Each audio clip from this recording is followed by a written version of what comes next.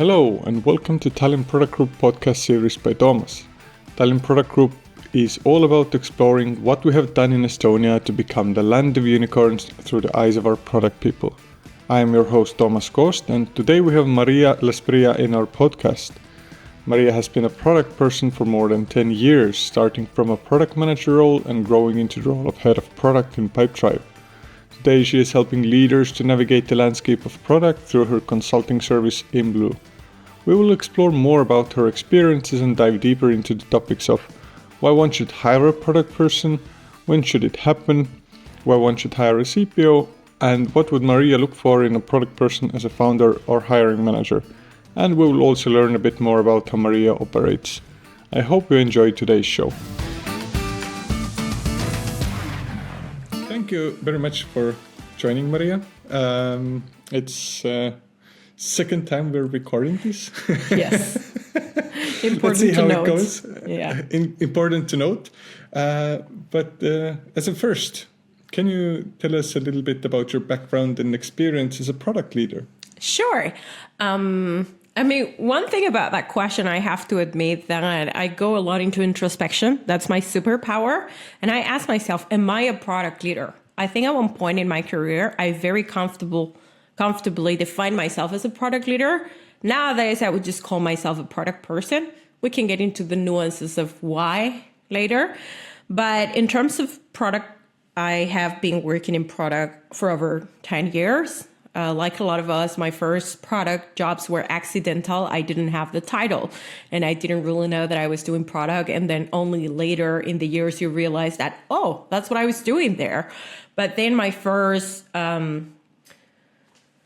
official positions as a product manager were around 2012. I worked in some fintech companies, lending and crowdfunding.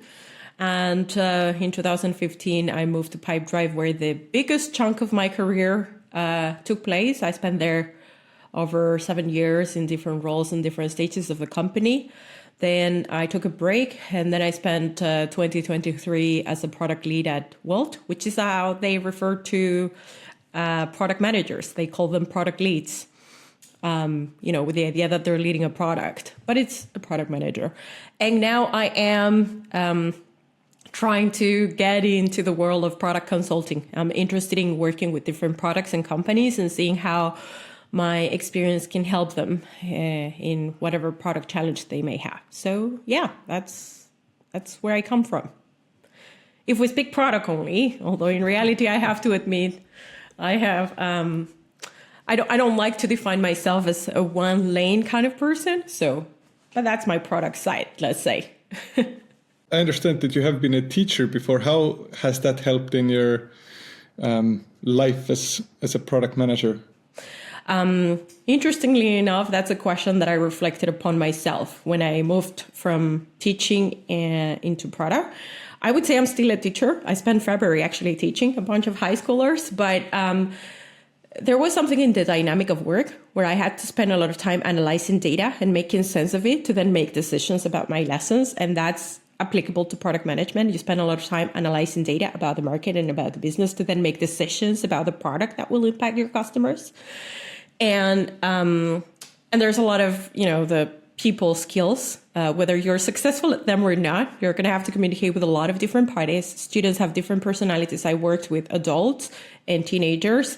And you think it's just about the language skills, just as you would think that in product is probably just about design or engineering or market research. But there's so much about who you have to interact with on a day-to-day basis that will inform your decisions. And a teacher will have to communicate with the students, which have tremendous different personalities, and that is going to impact how you decide to run a lesson. So there are some not too far-fetched elements there that can be transferred from one to another. So going back to your life at Pipedrive, as that was a longer portion of your time, and can you walk us through a little bit about their journey in building and scaling products? As when you joined Pipedrive, there was like 100 people working, and when you ended how many people were there? About 1,000. So yeah, when I joined Pipedrive in 2015, we had an office in Tallinn. I was the 5th product manager, and the product team was led by one of the founders. And by the time I left, just for comparison purposes, we had offices in Lisbon, in Prague, in Berlin. We had, I think, product managers were 50. So everything had grown about 10x. Maybe not the customer base. It had grown a lot, but not 10x. I think when I joined, it was it 10,000, 30,000 customers perhaps. And then we reached perhaps 3 times more than that. Wouldn't be able to tell the exact numbers, but yeah. So to understand and paint the picture a little bit better of your journey. So when you joined Pipedrive, you joined as a product manager. So what was the journey like as you were building and scaling the products, and not so much doing the people management part, which comes later in your career? Yeah, when I joined Pipedrive, I joined a very specific team, and my manager gave me a very specific problem to solve. And that was my superpower back then. I would just, if they tell me this is where we need to go, I would trust leadership. They understand the problem. And my superpower is to work with the team in delivering solutions to this problem. So that's where my focus was on. I was working with a dedicated group of engineers and had built a great relationship with the engineering lead. And the designer, he wasn't a dedicated designer. He was actually divided between several other groups. And we just deliver. We just get shit done. That's how you do it. You didn't think too much about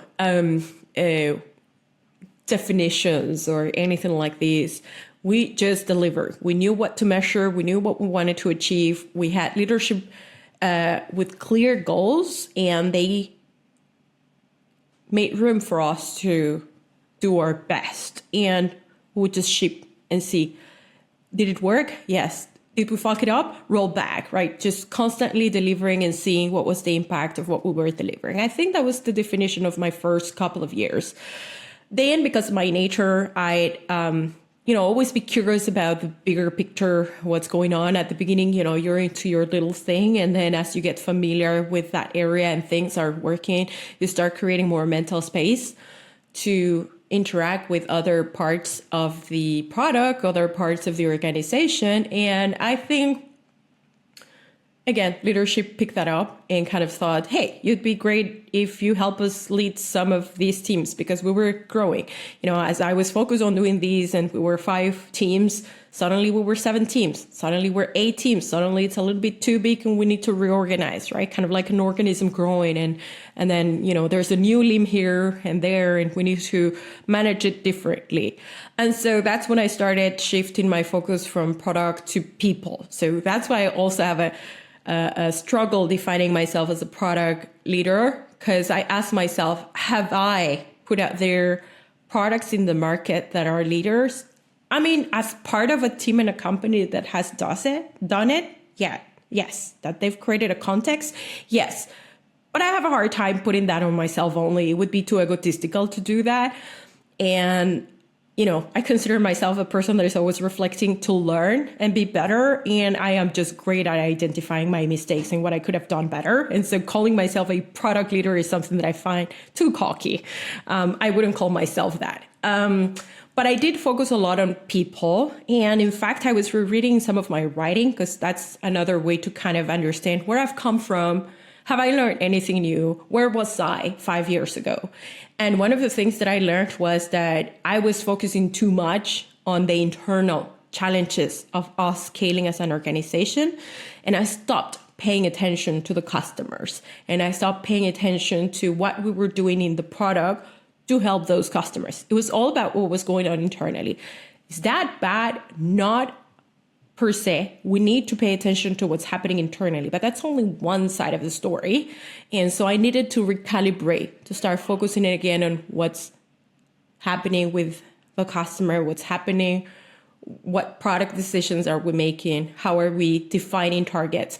And we were going through a lot of changes, like, do we need to start setting larger goals for the wider department? Because we were doing our things in our very specific teams, and it was manageable enough for the leadership to understand how all these pieces made sense together. But when we added more teams and more people, it wasn't working anymore.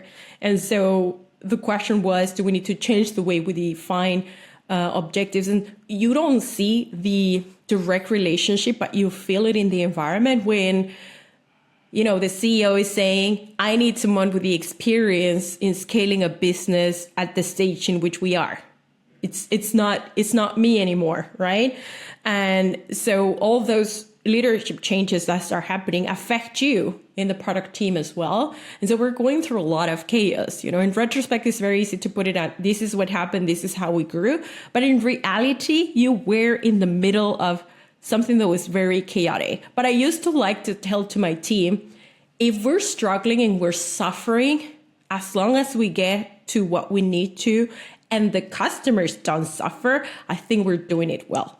I think if it looks very messy backstage, but what's presented on the stage looks good, we've done a good job. So that's how I used to keep myself motivated when I stopped and saw the chaos in which we were. Like, a lot of times it felt like we didn't know what we were doing. And in reality, I didn't know what I was doing. It was my first time in product leading roles. Like, not my first time leading people, but definitely my first time leading people in that specific context, right? Each company, it's its own sort of thing.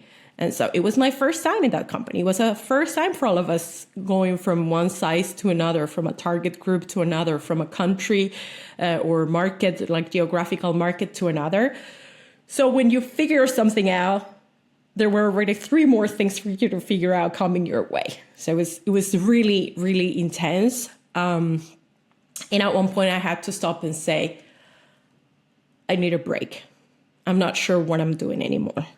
So I took a break, and when I came back, I'd say that one of the most impactful things I experienced was leading the research team and understanding how everything that I had done the previous 2 years, while it felt very chaotic and messy, had actually given me a lot of tools to understand what were the pieces that you needed to get a team to perform. And it was hard for me to understand why they wanted me to lead the research team when I wasn't a researcher. But then I stopped and asked myself, okay, what are the things that I was doing with the product managers that could be transferred to this team? I'm not the research expert. They are. My role is to understand their strengths and their weaknesses and reorganize them in a way and help them understand and align their work with the company goal. And that was, I'd say I had more impact in those 6 months than what I had in the previous 2 years as head of product. And that was very, it was the lesson, a huge lesson for me. I felt I had consolidated what I had learned and absorbed it. And I felt like I grew, like you could see literally the bloom coming out, and that I felt I grew as a professional and as a person. But it's with every new role, especially if you make a very clear, like, I wouldn't say cut, but you're going to a different domain, then you see all of the things that you've learned from the other jobs, and then you step into the role and you're like, wait a minute, a lot of the things can be applied here, but they're from a different angle, and then taking the learnings and going from there. It's exactly.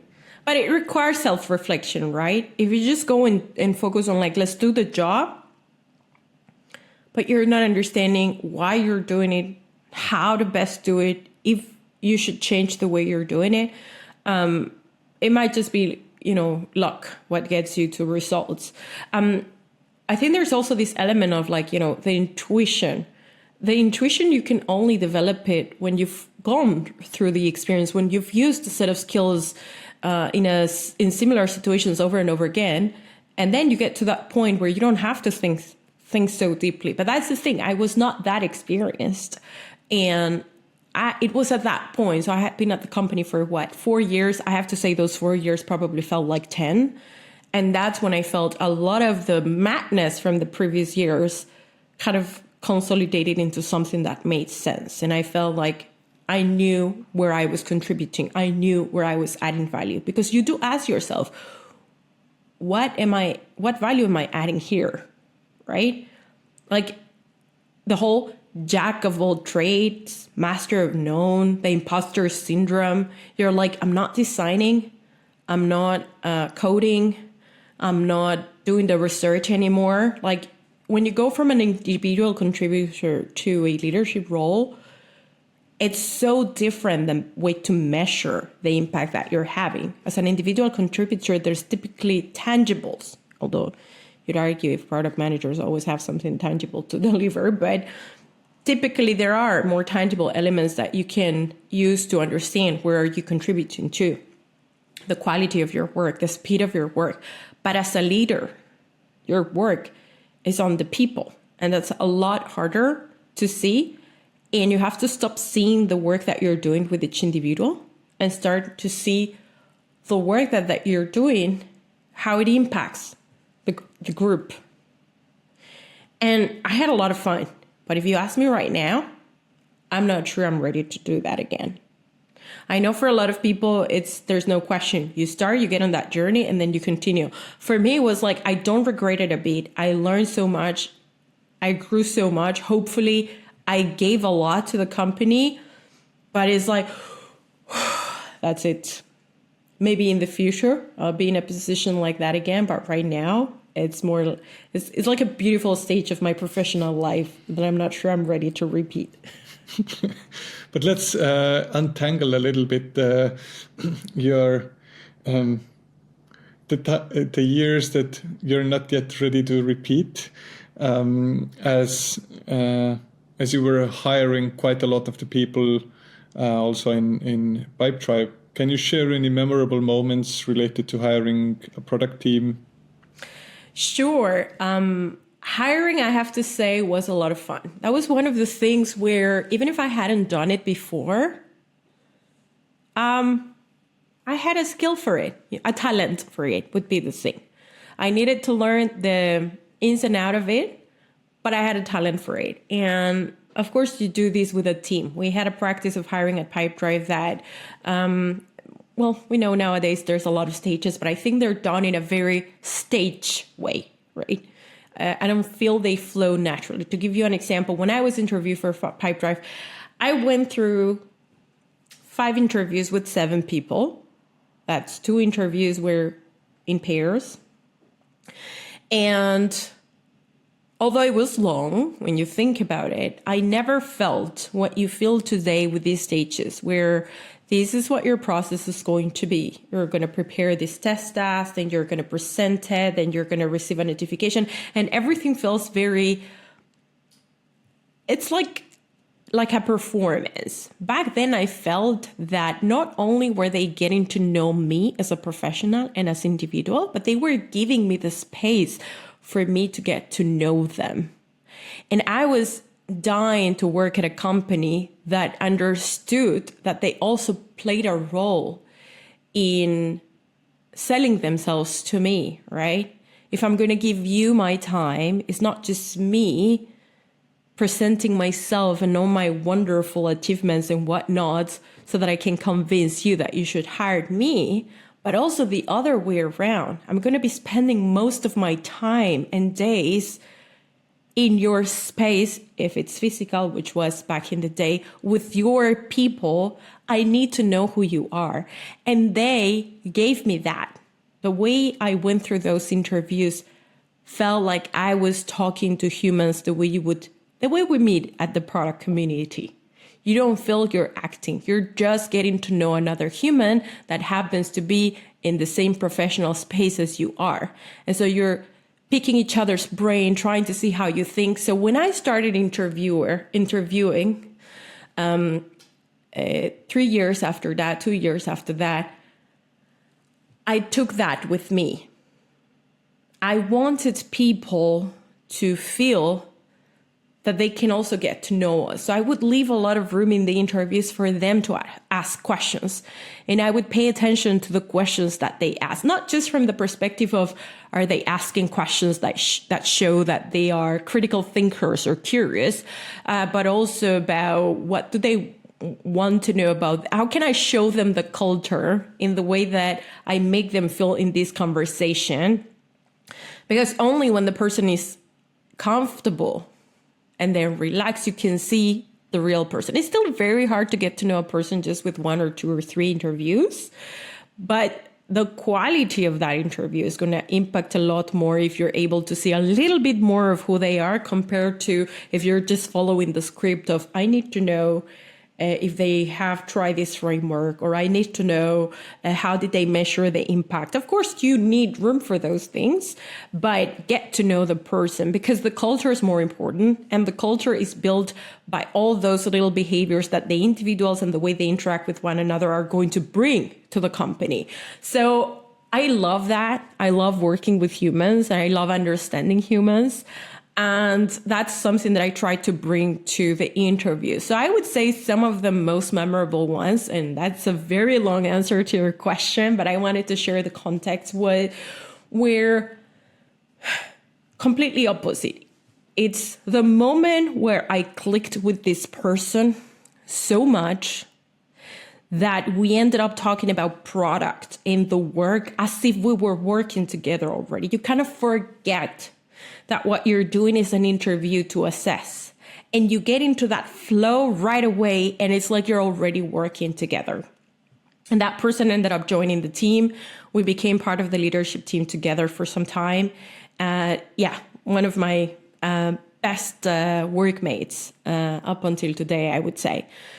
And the opposite was when I started challenging myself to see in the person that I was interviewing the way they complement the team, even if there wasn't that magic click, right? As long as there wasn't the opposite, which was an automatic rejection, right? You sense in every bone. But I challenged myself to, how can I hire more people that are different but can still complement the team? And I have to say, that is the hardest. And I think most people are not asking themselves that. How much are my biases getting in the way when I'm hiring people and making the decision? So I have this particular person in my head when I was like, I wouldn't say I like this person, but do I believe they have something we need for the stages that we're moving into? And I said, yes, I think we should have. It's hard for me to say yes, but I think we should have this person on the team. And then I had to convince the hiring manager who was reporting to me. I wanted the hiring manager to have a strong say in this. They were going to be working with this person more than me, right? But I also wanted to explain to this person that it was hard for me because we clicked. This hiring manager and I clicked. So I wanted to show the opposite perspective. I know you're going to have trouble clicking with this person, and I also have it, but I want you to try and see what is it that this person could bring to the table that we need, right? And so I have that moment in my head. Was it a good hire? I'd say yes. I think that person stayed at the company for 4 years, ended up leading a team. Where there are moments when you could see the company culture kind of split it into 2 different kinds of thinking that were antagonizing one another. Yes. So could that have been impacted by the way we started making some of the hiring decisions? I believe so. But I don't think that was necessarily bad. I think these agreements we had created room for a lot of interesting debate. It made things way harder, but I think it kept both the department and the product strong, because we didn't have one view, but rather several perspectives, different perspectives. So that's why a lot of the companies are hiring for diversity as well, right? Just to have the other views, different angles, not all of the people should be marathon runners. They should be, some should be sprinters, swimmers, and so on, right? So that you get different personalities in there to mix it up, because that's where the magic starts happening. Exactly. And I think it's you used the word there that I was actively avoiding, which was diversity, because I didn't want the conversation to go into, how do we define that diversity, but really look deep, not look into, I don't know, the gender, the nationality, but rather, what are the skills and perspectives that they have that are different to what we already have in the team that could add value, right? That could complement us, right? So to move on a little bit from here and take it with us, can you share your insights on why companies should hire a dedicated product person, and how does it correlate to the overall company strategy? Sure. So why companies should hire a dedicated product person? So we're assuming here this is a company that hasn't yet hired a product person, yes. Right? So a smaller company, let's say 10 to 20 people. So apart from the size of the team, I'd also ask what stage are they in, and who is right now taking the lead on making decisions about what we build, right? Because product is about deciding what we build and then later how we build it, right? So what we build should include things like, is this aligned to the challenges our customers have, the market opportunity that we have? Is it going to bring the business where we want to? So this already leads to one part of your question, which is, how does this contribute to the company strategy? Product fundamentally is the reason for existing of a business, unless we're talking about a company that already has a wide portfolio of products and services. But let's assume that in your 10 to 20 people company is one problem that they're trying to solve. So it's just one product or one service. At this point, the company strategy and the product strategy are very tightly related, almost the same, because product is all about solving a market opportunity or taking on a product market opportunity that will make a business sustainable, right? And that's why businesses exist. It's about solving a problem where there's a market opportunity. And so since there's a strong overlap, if you're such a small company, I'm assuming that founders are still the ones making these decisions. So should you have a dedicated person? Well, why are you considering it? Is it because you're stepping back and, you've been at it for too long and you want to, move aside and let the business grow on its own and support it on the side, but you need someone with the team now taking on these decisions and understanding the customers and working with the rest of the leadership team on the business goals? Then that's a reason to hire a product person, right? But if you're doing it to filling gaps of it's too much work, I don't have time for it all, we might be falling into the trap of hiring someone to do a little bit more operational work, then we call it a product person. I have been doing this job in my early product roles. I would still call them product because I learned a lot about what I know about product management today from those experiences.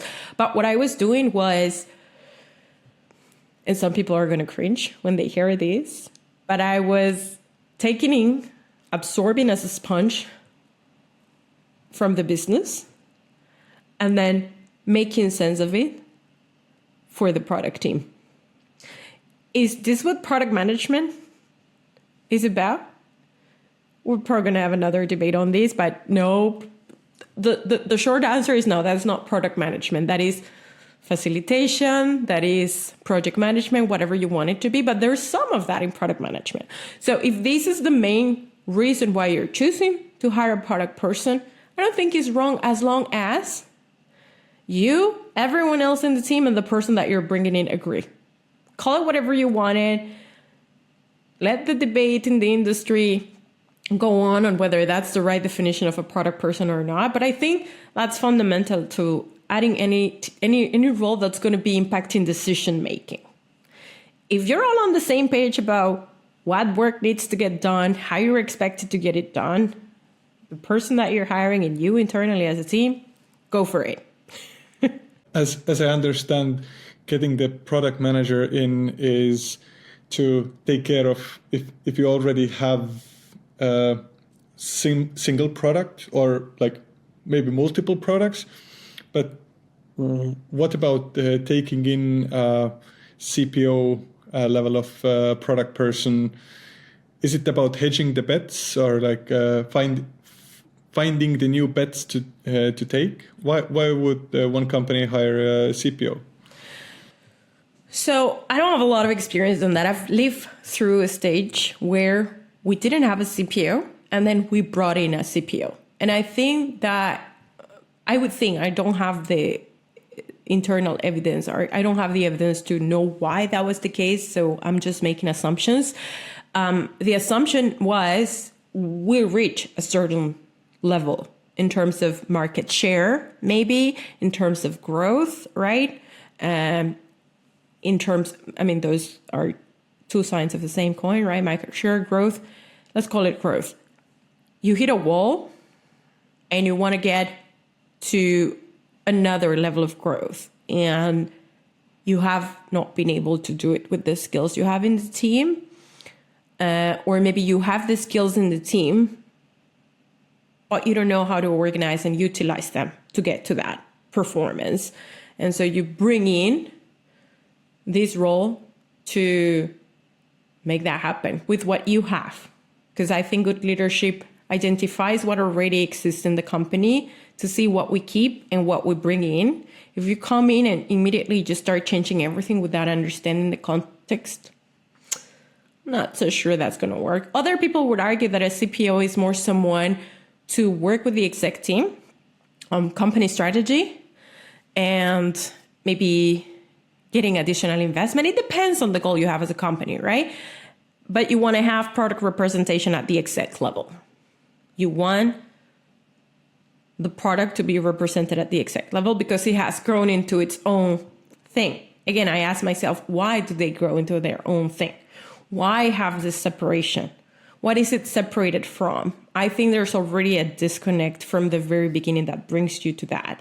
Like, why didn't you have product representation from the very beginning, regardless, again, of what you called it? So I think we're trying to fix the problem by giving it a name to an exec person. But if you have, a CTO and a CEO and maybe a CMO that are well aligned, and maybe the product teams report to the CTO, they might not need a CPO, right? Now you bring a CPO to get the CPO to get these three people aligned, CMO, CTO, and CEO. It's the same thing that you're doing when you bring in a product person to try and get the conflicts between engineering and customer and sales in order. So we're giving it a name for a role that is more like, I don't know, you guys maybe just need leadership coaching. Maybe you need something else, but not a product. Exactly.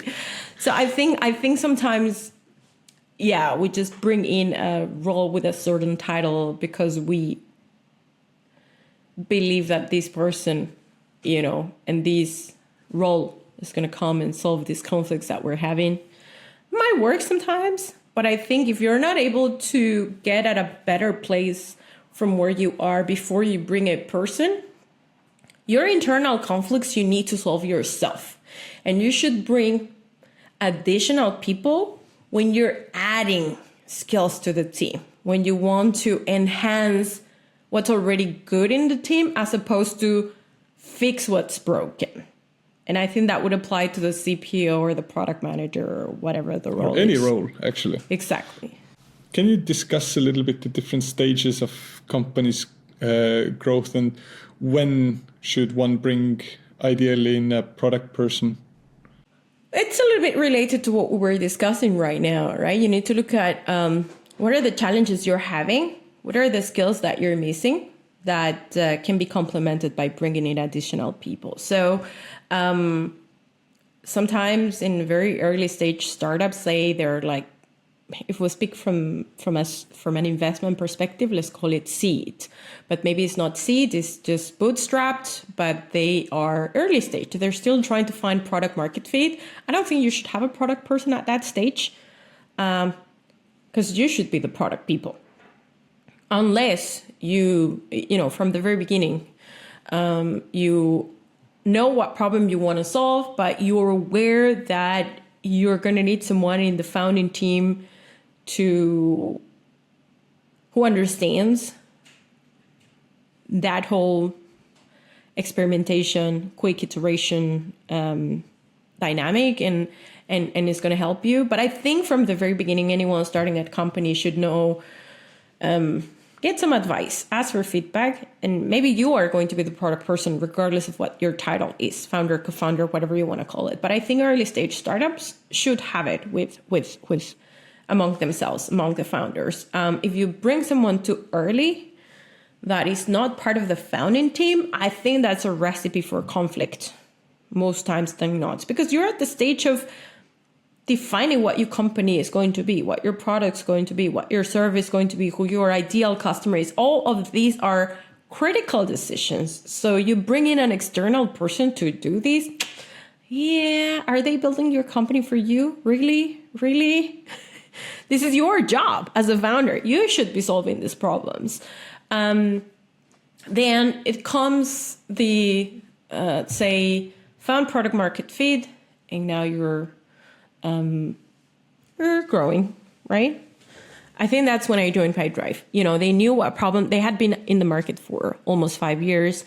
They had customers. They had found product market fit, and they realized that a lot of the problems they wanted to solve required more people. Some of those problems could be solved in parallel. They didn't really need to be solved in sequence or by the same group of people. And they thought we could have dedicated product teams for these different problems. And I was just one of those product managers. So, it's about the scale of work, right? The amount of work you have here to do, the complexity of the problem space and the product. This was a complex product. You had a lot of moving pieces. And then, and that's how far as I reach, I have to be honest, because although I have worked at a larger company, I wouldn't dare to say that I really understand them. I really don't. So I don't have much to say about the larger stage ones. I think I'd stay in that small, mid-size space. If you put yourself into the shoes of a founder, what qualities would you seek in your first product person? What skills, mindset, cultural fit would be the essential things that you want in that person? I think it boils down to what type of company I want to build. Maybe I don't really need a product person, but it is all about what do I define as success in my company. And just to make it real life, I would go back to the one time that I have built something from scratch that grew into something that was an NGO. And that was one of those times when I was doing product and I didn't know I was doing product. We had an NGO, and it was my husband, a friend, and I who started a conversation of, it would be nice to do something around these topics of environment and cultural differences in society. And maybe we should start something. And then we were talking about, that's ideal, but it should be okay. And that's when we landed on Ideals Matter. And that was the name of our NGO. And, we got started, we recruited friends, we talked about it. If you look at how founders do things when they care about a problem, this is usually how it happens. You're talking about something you care, you believe there's something there, you talk about people about it. Some people join your cause, some people spread the word, and then you start hitting some roadblocks, and then you're like, oh, maybe we need these. So in this case, for example, we're like, it's going to be an online magazine, and we're going to write about these topics because our goal was to spread awareness, and people will read, and then we can have writers in Poland because I had lived in Poland and I had contacts there. So you use your networks, and we're going to have audience in Estonia, but we're going to do it in English because we want to reach other parts of the world. And then we realized, oh my God, writing and keeping a magazine and having volunteer writers is so difficult. And again, that's founder or designer work, because you come back and say, what are our capabilities? What are our skills? Are we ready to expand them right now? That is, are we ready to hire? Or no, right now we're going to stay with the skills that we have. And so what can we do that is still helping solve that problem, where our skills and our capabilities as a team can be used?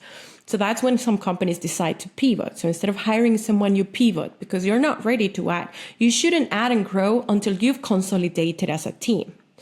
And if you add, when you're consolidating, you probably want skills around related to that, like what we were talking about at the beginning. People that are ready to roll their sleeves, people that are comfortable with uncertainty. And these are not easy things to assess, but it's along those lines. Curiosity, I would bring it in anytime, whatever stage.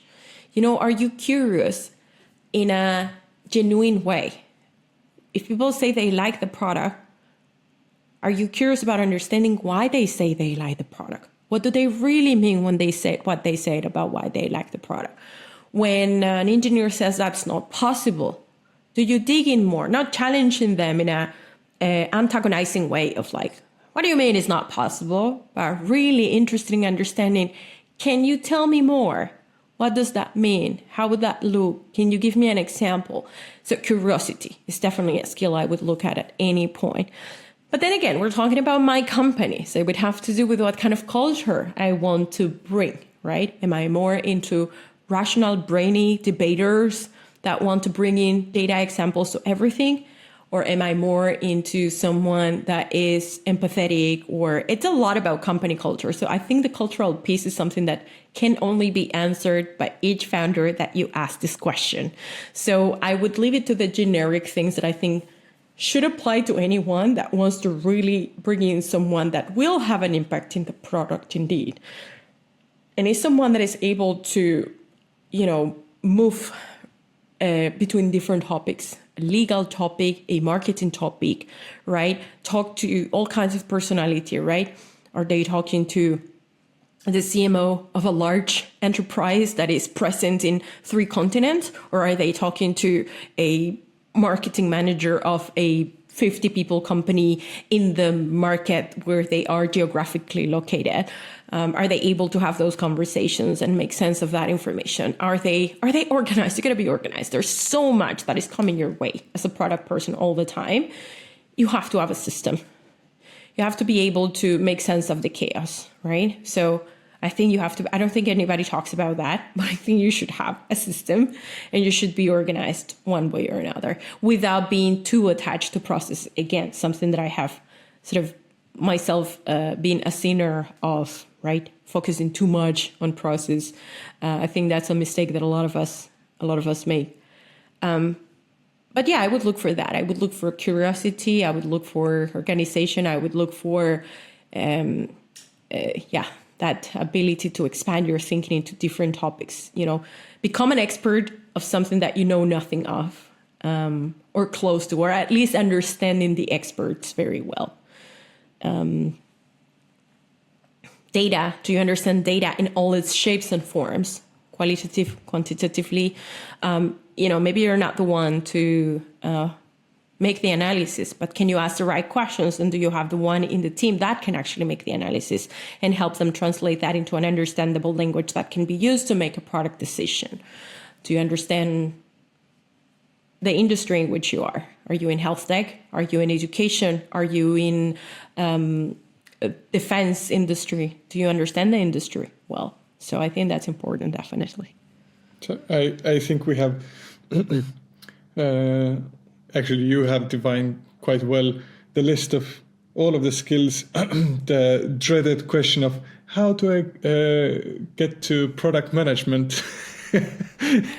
What skills what kind of a person do you need to become in order to get hired as a product manager? Yeah. So that's we have come to an end of the interview. So there are a couple of questions which are not so related to the discussion that we have had, but just to close the loop. Are you ready? Yeah, go for it. How do you stay up to date with the latest trends and developments in the product management? And what sources do you rely on for information and insights? So I have to admit, I don't consume as much information specific to product as I did before, because I've realized that there are other areas in which I am interested and curious about, but also there's so much about the world that you can learn that can be used in product management. But I'm a big fan of podcasts because you can hear them everywhere. So podcasts that I really like that are not product specific include things like the Knowledge Project or In Depth. I think this is from a VC, or something like To Be a Better Human. Those are podcasts that I'm a big fan of that touch on a wide variety of topics in a very deep way. I'm a big fan of Radio Headspace, the meditation app, and they have things in the radio episodes which are super short, 5 to 7 minutes long, 4 minutes even, that always give you a tip that is applicable to any area of life, including product management. I'll give you an example. I read the book Essentialism, sometime around 2017. And I was learning there about the importance of understanding what your values and the most important things for you in life were. And based on that, be able to decide what you say yes to, because the world is always presenting you with invitations, events, moments, situations. But there's just so much time and energy we have. But when you understand your values, what's important to you, it's easier to say yes, but it also comes with the awareness of what you're saying no to, which is the vast majority of things. And when I read that book, I realized I could transfer so much of that into product management prioritization. If we understand what our values are as a company, if we understand our strategy, if we understand our ideal customer profile, if we understand what our capabilities we have as a team, what resources we have as a team, then we understand what problems we want and can actually solve. But it also comes with understanding what we're saying no to. So a lot of what I rely on, it's always very wide in terms of topic, psychology, finance. I'm a big fan and junkie of personal development and growth, so I consume a lot of information about that. So I wouldn't be able to quote as I used to in the past. I'm not following the big names as I used to anymore. Well, except Lenny's podcast. I think we all hear it, so. So we will have in the footnotes as well the things you listed before. So anyone who is interested in can read up on those as well. Can you share any tips or strategies for maintaining a healthy work-life balance while working in a demanding leadership role? I would say for any area of life to be balanced, the first tip is get to know yourself. It's amazing how much people don't know themselves. And I mean, really know yourself from a physical, psychological, mental perspective. What gives you energy? What takes it away? What conversations inspire you? What conversations make you want to jump off a bridge? What foods nurture you versus what foods give you short-term pleasure but then crash your glucose or whatnot, right? If you know yourself better, and that takes a while, then you know yourself better in context, and that includes work. And when you know that, you know what you can do and what you should avoid to stay in balance. This is, for example, what helped me say, I'm out. I can't do this anymore. And I think a lot of people miss the courage it takes to say, this is not for me. This is not a job for everyone, right? So that's my one and only tip. Ask yourself how well you know yourself and start working on getting to know yourself if you don't. All right. And one more question. How do you approach the process of continuous learning and development? How do I approach it? Well, I'm not sure I have a process, but I guess if I start looking into it and analyzing it, then I do. I think the first thing I do is I write.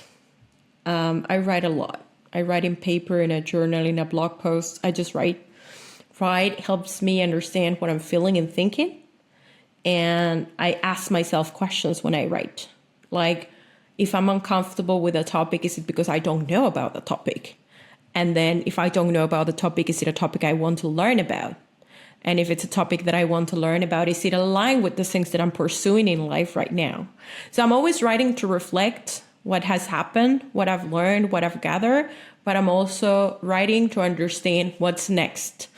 And I bake it into my plans. I mean, I have in my calendar moments of learning, whether that's having a conversation with someone, informal learning. Most of my learning is informal, but it can also be formal learning, as in I plan to sign up for an online edX course on psychology, and it's going to take 3 months, and then I will go into this analysis and not. So learning, it's kind of a way in which I try to live my life. I sometimes joke that I wish I was paid for learning. I think that's what researchers do, but that's too theoretical for my taste. So yeah. And exposing yourself to the world, interacting with the world is a fantastic way of learning. Just get out there, get to know people, get to see what they're doing, why they're doing it, how they're doing it, be interested in the world around you. That's what consultancy is all about, right? So you have the years of experience, what you have learned over the years, why a consultant can charge 200 euros, 500 euros per hour. It's because of what has been learned. Yeah. Not the time that has gone to fix the problem. Maybe it took like an hour to solve the most difficult task. Yeah. But you charge 500 euros because, hey, it's years of accumulated experience. 10, 15 years to learn it. So that's what's being sold, right? So coming to the last question, how can listeners be useful to you, and how should they contact you if you want anybody to contact you? Sure. I'm happy to grab a coffee, virtual or physical. I'm based in Tallinn, and you can find me on LinkedIn. I'm very responsive in general. So drop me a message and let's chat, whether that is about language teaching, philosophy, product management. Yeah. Bring it on. Thank you very much, Maria, for joining this first episode of the podcast. Thank you for considering me to be part of these, and let's hope we give something useful or interesting or at least fun to the audience.